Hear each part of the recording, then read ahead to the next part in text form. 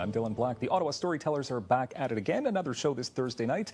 And we've got all the details right now. We say hello to Colette Laplante. Hello, nice to have you here. Thank you. You're a storyteller with the Ottawa StoryTellers. Same title for Cecilia Blanchfield. Wonderful to have you here as well. Now, okay, so Colette, it's called Curses, Destiny, or Delusion.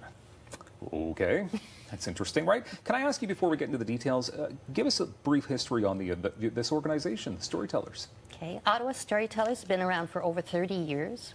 They started off grassroots like many other organizations, where they got together, they said, hey, let's tell some stories, and they started off doing that in pubs and such. We're still very much connected with the community. We have shows for children, such as the Children's Storytelling Festival coming up in November 3rd. And we tell stories at a coffee shop called the Blue Cafe on Dalhousie Street. Those are free, you know, you just go and enjoy the stories. We collaborate with musicians, and we also collaborate with poets when we tell our stories. So we love telling stories, but we also love hearing them and collaborating with other groups to bring these, you know, to the people, basically.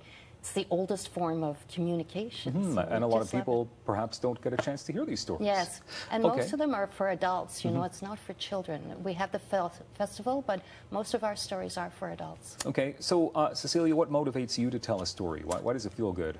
I'm a history buff, and I keep running across really strange, amazing history stories, and I just want to share them with other people.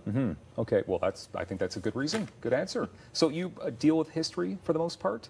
All of my stories are historical. Okay. They're all amazing, and they're all true. Okay, so then these curses then, they're all true? Yeah. True stuff. Destiny or Delusion, okay, so why this collaboration? Why are you two getting together and talking about curses? Well, we're both fascinated by the subject, right? What first brought it on was listening to one and saying, oh my goodness, this is such an interesting story. And Cecilia and I have collaborated in the past. We work well together. I love that her stories are bizarre and yet true. So I think we have a good match between the two of us. And yeah, we work well together, and we complement each other. Okay. Will this be a spooky night then? I can imagine it would be. Well, I certainly hope so. Yeah. So can we start then with the Winchester House? What is the story of the Winchester House? That's a very strange story. Yeah. The Winchester Mystery House has been called the most haunted house in America. If you believe in ghosts, the story is that a very wealthy woman, Sarah Winchester, decided that she was haunted, and that if she ever finished building her house, she would die. So she never finished building it. It was building 24 hours a day, 7 days a week, 365 days a year for 38 years until she died. Now, I'm guessing it's haunted?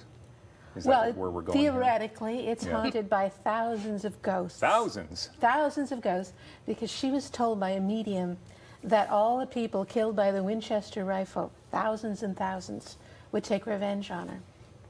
I think there's more to this story here. There's a lot more to this story. That's why you need to go to the show. Okay. Now, we're not talking about Winchester, Ontario either, right? Because that's just up the road. No, this is in San Jose, California. Okay, good. I'm glad.